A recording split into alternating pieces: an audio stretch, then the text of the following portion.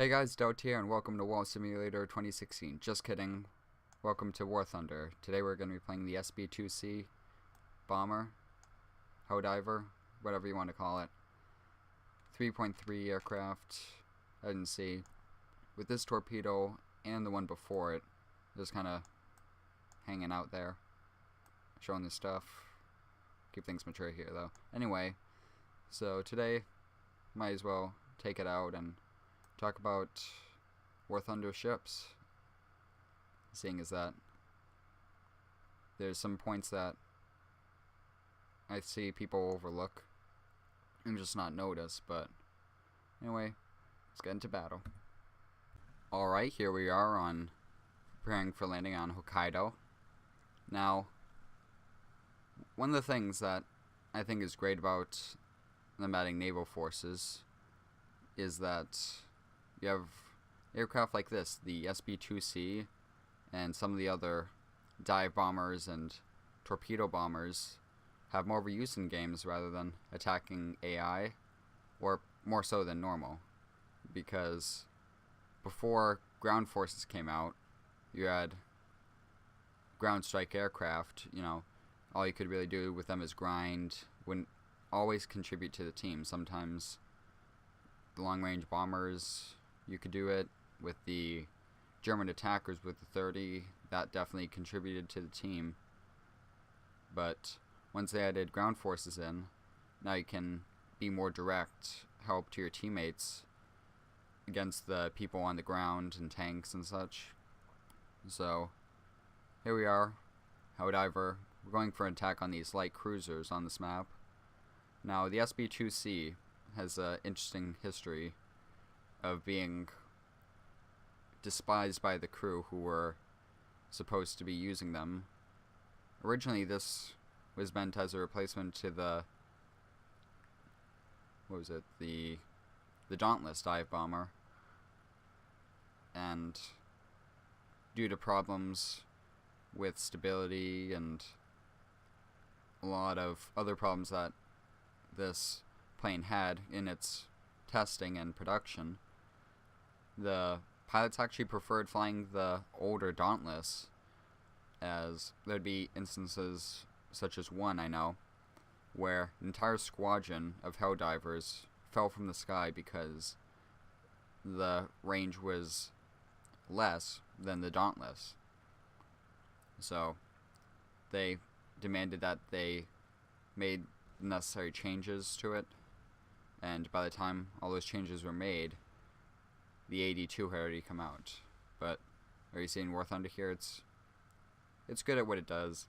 It can do dive bombing, it can do torpedo bombing, and unlike the 82, which turned out superior, this plane is put at battle rating 3.3. And granted, imagine if they represented it the way it was in real life, that the Helldiver wasn't really ready until 1944. What BR that would get. But anyway, me and the other Helldiver destroyed two of those light cruisers, and among other things, one of the reasons why I can see why they do it, besides what everyone else is talking about getting into battle, how long it takes, how easy you die. If we overlook that, the anti-aircraft, even on the AI ships, is really, really strong. Especially with just even destroyers. Granted, they do have dual-purpose guns, and you can just imagine what it would be like, even attacking with a full squadron, how easily they could get on the anti-aircraft and clear the skies. Ground forces, the way I see it though, the ground forces anti-air is fair enough. Takes some skill to use, but with sheer amount of guns that you get on the ships, yeah, it can be hard for the aircraft, I imagine. Maybe we're gonna go for some ground attack. There's armor-piercing rounds on this boat, so we can take on these pillboxes. There we go. Now some aircraft over here we're going to engage. And this aircraft suffers, as do other torpedo aircraft and attackers. In air realistic, this thing can't do that good. But when it comes to attacking ground units, that's what it excels at. So once they allow aircraft like this into naval battles, that would really opens up for other people to use this. Bit of an entanglement here. Gonna try our best.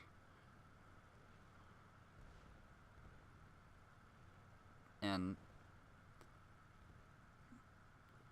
how I see it being is that there's gonna be a lot more aircraft, and in those aircraft having greater significance in naval battles. So we could always see the use of fighters still play a key role. Not they have to defend their team's aircraft and their team's ships, because the ships have a much larger target than, say, tanks.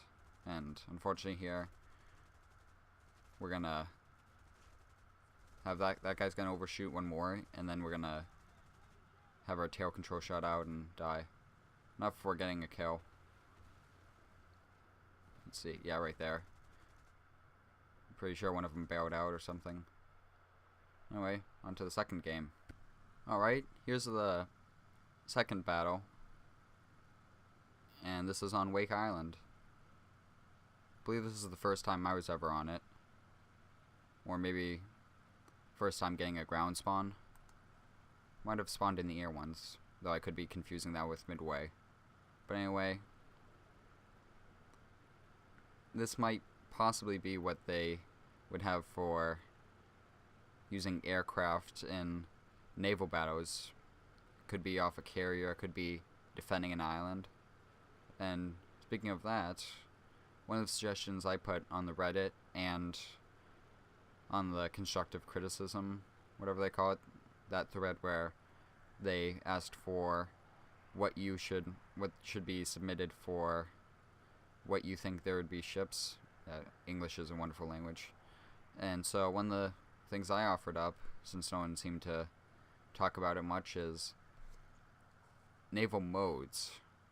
Seeing as everyone's still sore over large ships not being in the game, that they, in a beta test that they don't even have access to yet. Oh well. And so my suggestion was, using for historical battles, you can have this type of format almost, island assault. You have a defending force, you have an attacking force, and that lends to the opportunity to have every single branch in War Thunder represented. You can have Japanese tanks despite them not having any good later tier. I know there's a thread on the forums about Japanese tanks, I'm not going to dive into that.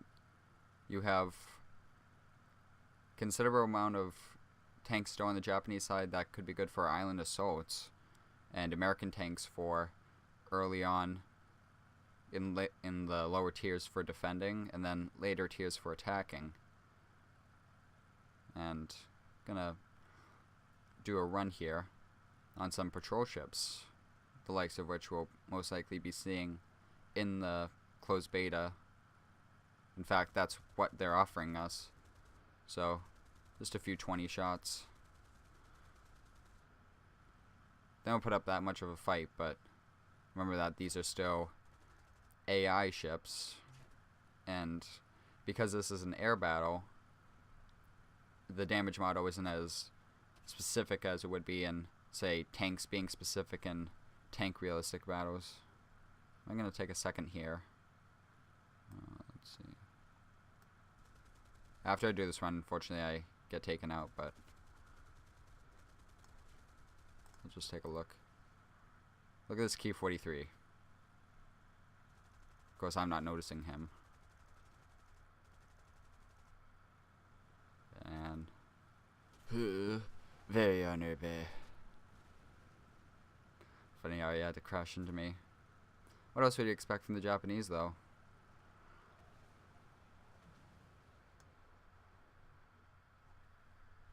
Going back to what I was saying earlier, though, the damage models being as they were with tanks and in the air realistic battles, and also the speed of the boats seemed to be a little bit less than what some of them showed. For example, you have the PT boats reaching, I believe it was 40 miles an hour, 40 kilometers an hour top speed. And so, if you have enough of those with player-controlled anti-air and machine guns, you can see that that might still be able to fend off against aircraft as much as, say, SPAA does in tank realistic battles. Ahead of me, there's one of my squad mates using him as bait for this fighter up high. But yeah, as it is though, from what I see it, and I mentioned this earlier with you have carriers and you have light cruisers, even destroyers, able to really take out any enemy aircraft with their anti-air. So imagine what it'd be like if you have players controlling that, exactly how precise it can be. Maybe they'll change it if they end up implementing it. Like, one of the suggestions I saw was make it so that it's not just mouse aim, it's you use different controls to adjust the angle and sight the target from distance, that kind of thing.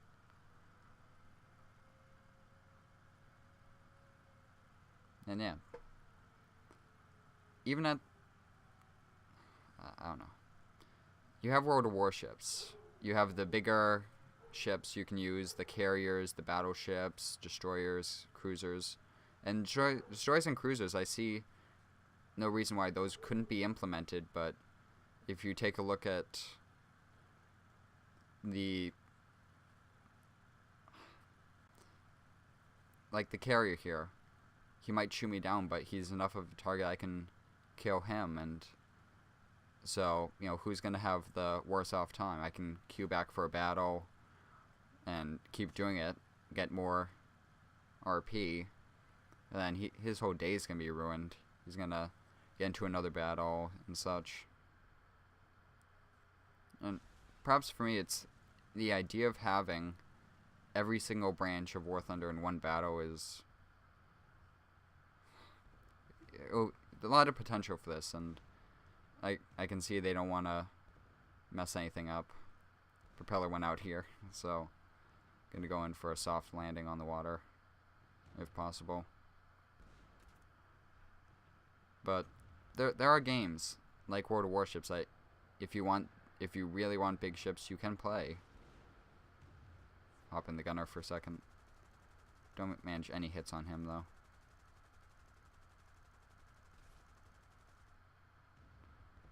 And going for the landing.